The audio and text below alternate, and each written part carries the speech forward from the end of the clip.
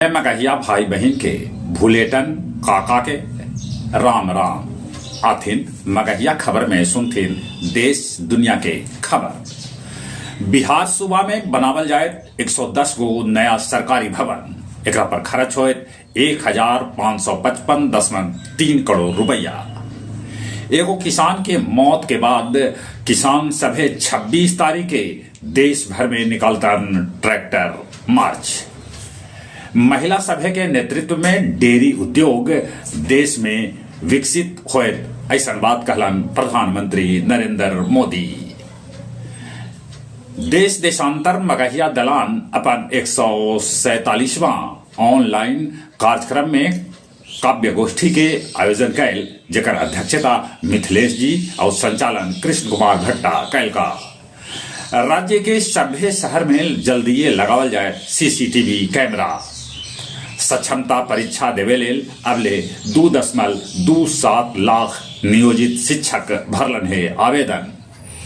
कल से इंटर परीक्षा के कॉपी के जांच पूरे बिहार में कैल जाए। बेंगलुरु में बनावल जाए देश के सबला ऊंचगर स्काई डेस्क।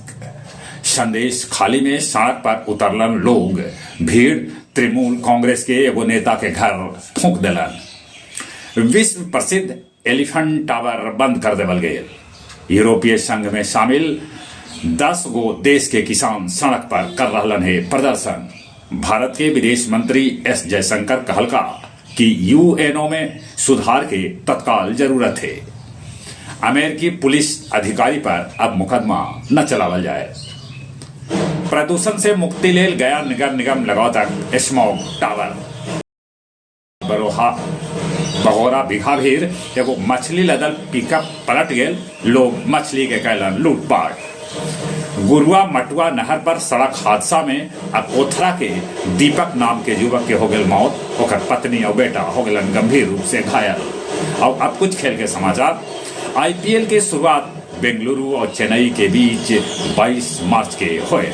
आज से शुरू हो रहा है महिला प्रीमियर लीग। पहला मुकाबला मुंबई और दिल्ली के महिला खिलाड़ी के बीच हुए। भारत इंग्लैंड के बीच चौथा टेस्ट मैच आज से रांची में और कश्मीर में सचिन तेंदुलकर स्थानीय निवासी के साथ खेलना गली क्रिकेट। चलिए एक बार फिर से अपने सभे के बुलेटिन काका के राम राम।